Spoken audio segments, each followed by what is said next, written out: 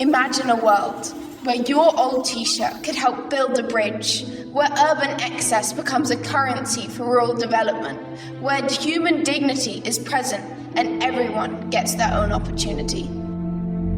Founded in 1999, Goonj flips the traditional charity model upside down. They don't just give, they transform. And for 1 week, our team got to be a part of this movement.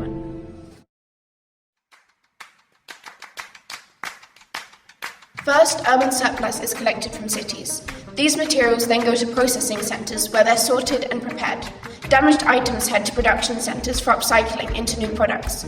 Finally, these materials reach villages not as charity but as rewards for community-led development work. During our project week, we experienced almost every part of this incredible cycle. So let's dive in and see what we discovered.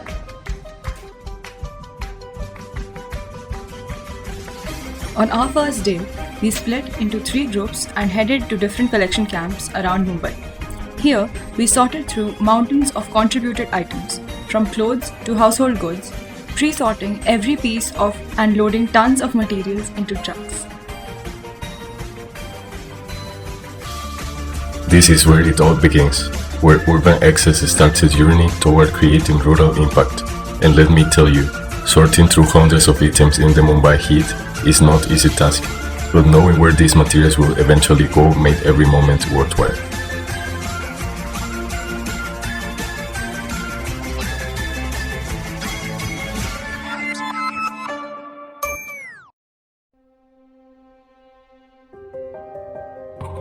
In these villages, Goonj doesn't just give away material. Instead, communities identify their own problems and work together to solve them. After completing projects like clearing ponds or building access roads, they receive kits of essential items as a reward, not charity. This preserves dignity while creating sustainable development. What struck us the most was how this approach completely transforms the relationship between the giver and the receiver. Here, the villagers aren't beneficiaries, they are partners in their own development. Do you know how challenging it is to stitch a cloth bag or make an asan, which is basically a seating mat? On Wednesday, we found out firsthand at Goonj's production center in Vikramgarh.